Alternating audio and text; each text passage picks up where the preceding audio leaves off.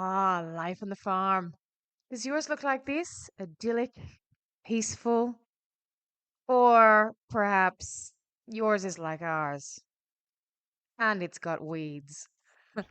Hi there, it's Jill here from Holston Valley Farm. I want to talk to you about these things, thistles, awful things. You can see them growing incredibly tall. This is a very pristine batch of them. And this is after I have tacked them with a hoe. Doesn't take very long. Dead, crushed, no more spreading of the weeds. This is actually all we do to manage thistles on our farm, which, as I showed you, there's a lot. We just take a hoe and off we go. And in a couple of minutes, you'd be amazed at what you can actually do. Is it gruesome and tiring and hot and sweaty and hard work? Sure. But that's farming, isn't it? That's what we're in it for. To actually engage and do physical work and see the results. Just look at this. Look at the outcome of just taking a hoe and giving it a good old belt around and getting rid of all of those thistles. It really, really is quite amazing what a hoe can actually do. Quite incredible. Yeah, quite incredible. Here's some more. You'll see them there. Not quite as infested as the other area, but some really bad. This is on a hill, so the seeds would just go right down that hill. And here is the after. Again, a couple of minutes.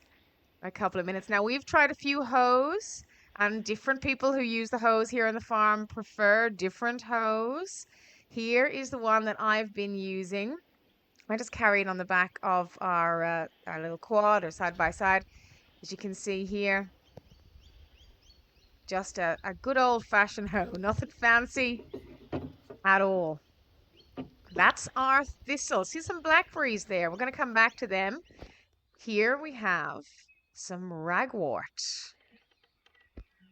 This whole area here is just such a great example of what, now this hasn't actually been grazed, maybe for 6 weeks maybe. I'm out here, but you can see what the sheep have done when they were here last and how much ragwort there would have actually been. And we have had a very prime ragwort year this particular year, but this just really, really shows you what they're capable of doing. Now, obviously, the concept is they're not just eating ragwort. As you can see here, you know, they've got, it's like standing hay. In here, we've got a bit of plantain. Yeah, actually quite a lot of plantain down there. Some other ragwort there. And then just pasture, native pasture, but lots of plantain happening. Be it a tiny bit of clover in there and the like. So they've got a good mixture, and that's the concept. So yes, ragwort can be toxic if they have nothing else to eat and they only eat one thing. But here we're seeing great example of what the sheep have been able to do just by grazing properly, moving them on, moving them off, and how they have annihilated ragwort. Obviously, could do another little graze, and when the sheep come back out here, probably after I join, if there's any ragwort left, they'll like this one.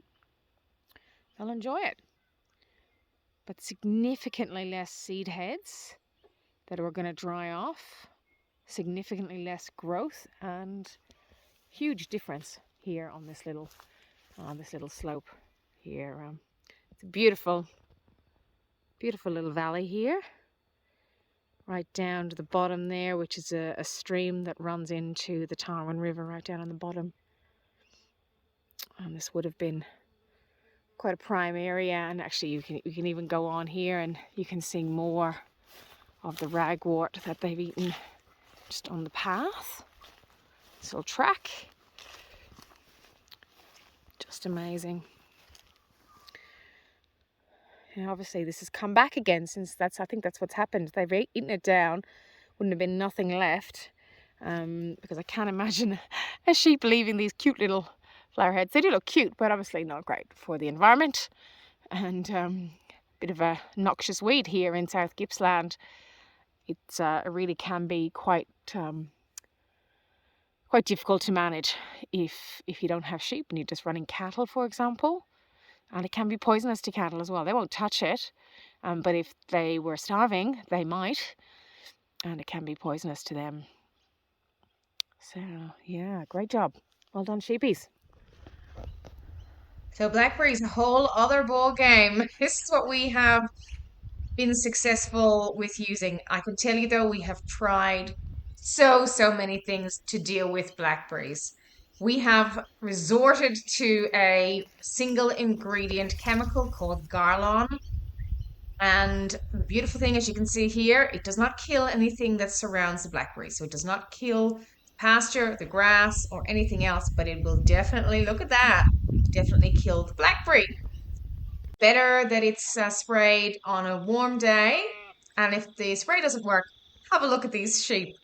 We've had a little bit of success with animals. We've tried goats in the past, but our sheep do tend to graze on some blackberries from time to time. Look at this. And this is in fruiting season, so they're, I think, exceptionally tasty in fruiting season. So this little fella is tucking in and enjoying all the berries he can get his hands on. But you can see here, these are examples where they have not been sprayed yet. So very much full of foliage. And of course, these are blackberries that if this little fella doesn't eat all the berries, though birds will, and no doubt we will have a spread. So we aim to spray as much. And this year we've been doing a huge amount with the Garlon and having really good success managing and reducing the blackberry area. It is a huge issue. Here we have another area that has been sprayed a couple of weeks ago, just so you can see the results of that single use Garlon we've been using. We've also been using a BA Pumps trailer sprayer, which has been brilliant for getting to hard to reach places. Check them out at VA Pumps and Sprayers, a New Zealand company. So 3 weeds, 3 different strategies, 3 different solutions. And what we're seeing here is, look at these results, particularly for our blackberries, really effective. What are you going to do on your farm to manage weeds?